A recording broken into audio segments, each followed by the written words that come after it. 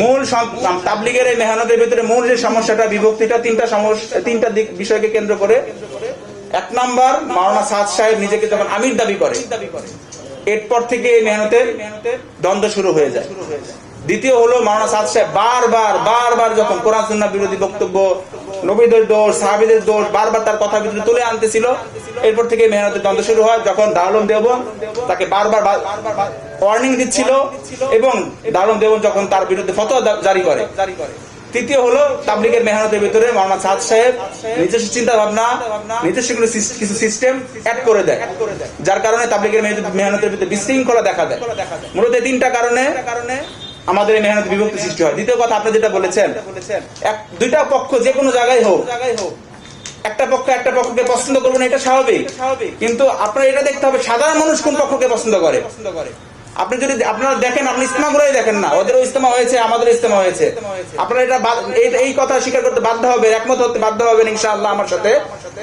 আমাদের ইজতেমাগুলোয় মানুষ আর মানুষ লোকারণ্য হয়ে যায়। ইজতেমা মাঠ ভরে, রাস্তা ভরে, টয়লেটের ছাদে, এমনকি আশেপাশে ছোট ছোট মাঠগুলা, আশেপাশে ছোট ছোট ফ্ল্যাট গুলার ভিতরে আমাদের লোকগুলো থাকে, রাস্তার ভিতরে কষ্ট করে ধুলাবালুর ভিতরে আমাদের লোকগুলো থাকে, কিন্তু ওদের মাঠই ভরে না। আপনারা ক্যামেরা নিয়ে ঢুকেন, মাঠ খালি থাকবে, মাঝখানে মাঠ খালি থাকবে, যেটা ইতিমধ্যে অনেক টেলিভিশন চ্যানেল গতবার ইজতেমা ওটা তাদের রেকর্ডে আছে এখন পর্যন্ত।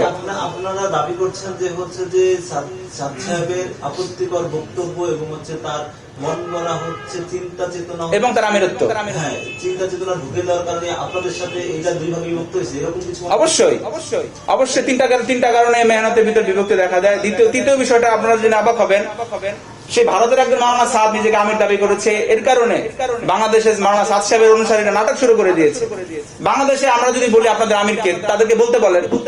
আচ্ছা, এইবারে মানে এই যে গন্ডগোলের সূত্রপাতটা কি? এইবার এটা আমি বলতেছি, আপনারা যদি বলি বাংলাদেশে তাদের আমিরকে, কেউ বলতে পারবে না। তারা, আমরা যদি বলি আমরা সূরা নাজমের অধীনে থেকে মেহনত করতেছি, তারাও সূরা নাজমের অধীনে থেকে মেহনত করতেছে, এই কথা তারা উইথড্র করতে পারবে না। তাদের সূরা আছে, তাদের সবকিছু আমাদের সিস্টেমই করতেছে। মাঝখান থেকে ওই এক মাওলানা সাদ দিল্লি ভ্রান্ত লোক, তাকে কেন্দ্র করে মেহনতের ভিতরে বিভক্তি। আজকে এইবারে মেহনতের সূত্রপাতটা হলো, আপনারা তো জোর ইস্তেমা করলেন 2 তারিখ পর্যন্ত। 3 ডিসেম্বর আপনাদের মাঠ ছেড়ে দেওয়ার কথা ছিল না? মাঠ ছেড়ে দেওয়ার কথা কোথাও ছিল না। আপনারা এটা ভুল মেসেজ পাচ্ছেন। আমাদের মাঠ ছেড়ে দেওয়ার কথা কখনো ছিল না। আমাদের স্পষ্ট লেখা আছে প্রজ্ঞাপনের ভিতরে, আমরা 4 ফেব্রুয়ারি বেলা 3টায় আমরা মাঠ ইজতেমার যে কমিটি থাকবে, বিভাগীয় কমিশনার ঢাকার সমন্বয়ে গঠিত, তার কাছে মাঠ হস্তান্তর করব। স্পষ্ট লেখা আছে, আপনারা চাইলে এটার কপি আমরা দিতে পারি।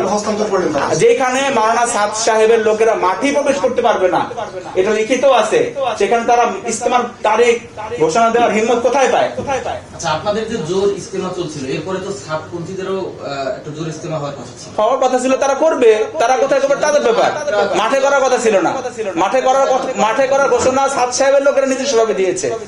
তাদের মাঠে ঢোকার কথা 4 ফেব্রুয়ারি বেলা 3টায়। এটা প্রশাসনের সিদ্ধান্ত।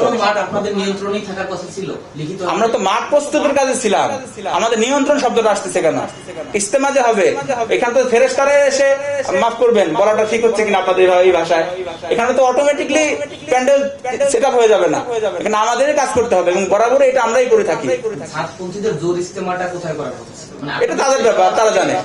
তারাও তো সেখানে জোর ইজতেমা করার কথা। তারা এটার ঘোষণা দিয়েছে। আপনি একটা জিনিস মাফ করবেন, একটু ক্লিয়ার হন।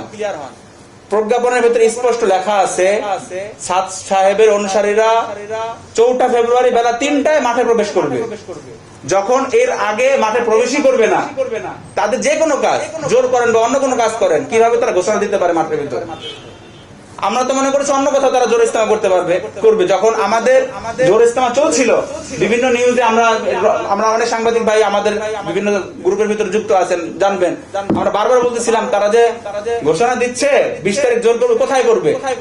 কেউ কোনো উত্তর দিতে পারে না যে টঙ্গী ময়দানে হবে। আমরা জানি না কোথায় করবে, হয়তো আমরা ভাবছিলাম অন্য কোথাও, মাঠের পশ্চিম পাশে তারা সারা বছর ব্যবহার করে, সেখানে হবে। কিন্তু তারা যে মাঠের ভিতরেই করবে, এটা আমরা নিজেরা বুঝতে পারিনি। এবং প্রশাসনের সিদ্ধান্তকে তারা যে এইভাবে অমান্য করতে পারে, এটা আসলে আবারও আপনারা দেখেছেন সবাই। যতটুকু জানি যে আপনাদের জোর ইজতেমা শেষ হওয়ার পরপরই তারা সেখানেই জোর ইজতেমা তাদের করার কথা ছিল। আমি ভুলে যাচ্ছি। আপনার জানার বিষয় ছিল, আপনি জানতেন এই বিষয়টা, কিন্তু এটা তো তাদের একটা নিজস্ব চিন্তা ভাবনা, যেটা প্রশাসনিক সিদ্ধান্তকে অ্যাভয়েড করে তারা নিজস্ব ভাবে এটা ঘোষণা করেছে। আচ্ছা রায়হান ভাই, বিষয়টা হচ্ছে যে তারা 20 তারিখ থেকে 24 তারিখ মানে 20 থেকে 24 ডিসেম্বর তারা জোর ইস্তেমার কথা গতকালকেও তারা বলেছে যে তারা 20 তারিখ থেকে 24 তারিখ পর্যন্ত জোর ইস্তেমা করবে। মানে এমন একটা ঘোষণা তাদের থেকে আসছে। যদি তারা জোর ইস্তেমার জন্য ইস্তেমার মাঠে আসলে যেতেই চায়, সেক্ষেত্রে আপনাদের পক্ষ থেকে কোনো ধরনের কোনো মানে বাধা বা কোনো কিছু আপনারা আসলে এখন তো মাঠে প্রশাসনের আন্ডারে আছে, মাঠ প্রশাসনে ডিল করতেছে, এবং আমাদের তৌহিদি জনতা এবং হযরত উলামায়ে কেরাম সবারই এখন একটাই দাবি, মাওলানা সাদ সাহেবের দেশীয় লোক অনুসারীদেরকে নিষিদ্ধ ঘোষণা করা হোক। যখন একটা দলই থাকবে না, একটা দলকে নিষিদ্ধ করা হবে, তখন তাদের কর্মকাণ্ডে কোনো প্রশ্নই আসে না। ফাইনাল আরেকটা বিষয় হলো, সাধারণ মানুষ তো আপনাদের এই দ্বন্দ্বটা চাচ্ছে না, দেখতে চাচ্ছে না। তারা তাবলিগ জামাতকে একখানে করে দেখতে চায়, অথবা তাবলিগ জামাত আপাতত বন্ধ থাকুক, এটা চায়। আপনাদের দিক থেকে সমাধানের রাস্তাটা কি? সমাধানের রাস্তা ভাই, তাবলিগের মেহনতের ভিতরে সমাধানের রাস্তা একেবারেই সহজ এবং 1 মিনিটে এটা সম্ভব। মাওলানা সাদ সাহেব যদি মনে করেন এই মেহনতকে আর রক্তাক্ত করবেন না, এই মেহনতকে আর প্রশ্নবিদ্ধ করবেন না, সাধারণ মানুষের কাছে এই মেহনতকে আর বিতর্কিত করবেন না, 1 মিনিটে সমাধান সম্ভব। সে তার ইমারত থেকে সে নিজে আমির দাবি করেছে, এখান থেকে সে ফেরত আসুক এবং তার ভুলকৃত বয়ানের জন্য, কর্মকাণ্ডের জন্য খালেজ দিলে ইস্তেগফার করুক এবং পুনরায় আর কখনো কোথাও পুনরাবৃত্তি করবে না, এটা ঘোষণা দেয়। 1 মিনিটে ইনশাআল্লাহ সমাধান হয়ে যাবে।